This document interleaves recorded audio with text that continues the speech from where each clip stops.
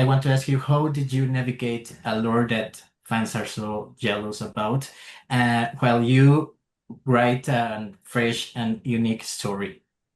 That was the great challenge of both series of this show because there's so much to draw on, and many people know the lore and the canonical history of Star Wars so well. I mean, we do, but I think that that's what was exciting about saying, okay, now let's mash it up. Let's change it. Let's decide what makes sense for this new rebuilt version of the Star Wars galaxy. And once you released yourself from the lore, you could kind of cherry pick the things that were exciting to you and characters that you wanted to spend more time with and character dynamics that you had never seen before.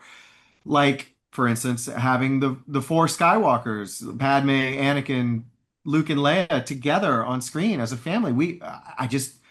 It occurred to us, well, that's something that we couldn't see or probably will not see in another kind of Star Wars content, but we can do it on our show. And that's where things started to get exciting. And that's where we started to say, okay, we can bring in Darth Revan. We can bring in Cal Kestis. We can bring in Jackson from the Marvel Comics. We can have even different kinds of Legos, like Lego, like brickheads and Giant Chewie and all the other things that we did. And so I think it was always trying to put the story first to say what is the best way to tell the story using the component pieces of Star Wars and Lego. No pun intended. Well, I guess slight pun intended, but using those component pieces to tell the best story that we could. There was a joke, or there was or a twist in a character that you think that you wouldn't get away with it, and you were surprised that it was approved. Not really. I mean, trying to fortunately, like everyone has kind of been on the same page in this process since the beginning. It's like we were going into this, we were nervous that there would be a lot of that, you know, oh, you can't do that with this character, you can't do that with this character. But like everyone at both Lucasfilm and Lego kind of got it from the very beginning of what we were trying to do here is like we're celebrating Lego and Star Wars, but we're also with both series of the show like really trying to recreate that feeling of play of dumping that bin of Star Wars Lego that you have and just mixing and matching and playing with the characters and creating your own Star Wars story. And because everything that we've written and all the character changes and twists have all been true to that spirit of play, like I think everyone has just been on board with it. So, we were prepared to like have to fight for things, but there was no fighting. I was pleasantly surprised that we got to do the Landalorian.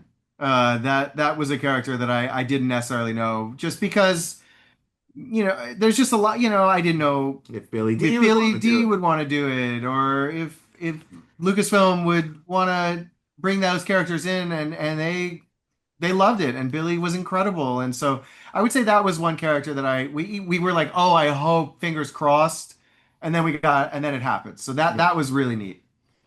What was the difference working in a Lego production, or in the nature of a Lego production, and working in the previous productions that you have been? Well, I think that in Lego, because it is so tactile and so visually dynamic, and because we as a society understand how Lego, most people, I would say, in the world know how Legos fit together. They have personal experience with Lego. They know how they play with Lego. And so you kind of have to factor some of those things into the story and into the storytelling and the ways that But you're expressing those things. but the other benefit is because it's all Lego, as we're even writing and having initial ideas, we can build it with the Lego that we had. In the first series when we had the idea to mash up TIE fighters and X-Wing, like I took my TIE fighter and my X-Wing from the shelf and I started doing it myself. This brickhead Ahsoka, her mouth is messed Oh, up because I was figuring out how to animate, like how does it talk? And so even when we're coming up with the story, like I'm sitting there with a bin of Lego and our director, Chris, was doing the same thing of just like piecing it together, and you can actually touch it and play with it and manipulate it in a way that you can't with when you're telling a non-Lego story. Yep. What did you learn in this production, especially in this second series that is Pieces of the Past, that you can, or do you think that you can apply in next productions that you work on? It's a great question. No one's asked us that. I think that the lesson that we learned is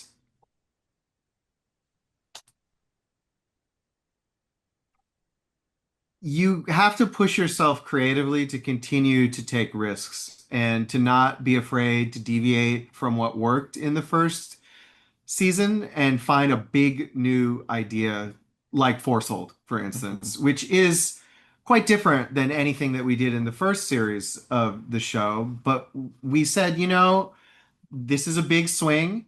It's conceptual. It's a little abstract in some ways, but if we really go for it and if we really put our heads together, both as writers and as the animation team, Chris Buckley, our director, we can actually do something that's unique that we haven't seen a million times before. But I think that continuing to find big ideas that make a sequel worthy of being produced, that's, I think, the thing that we're going to carry forward. Not being afraid to say, great, we love the first thing we did. What's the new big idea here? And how can we articulate that to the best of our ability? That's something I think we're going to definitely carry forward.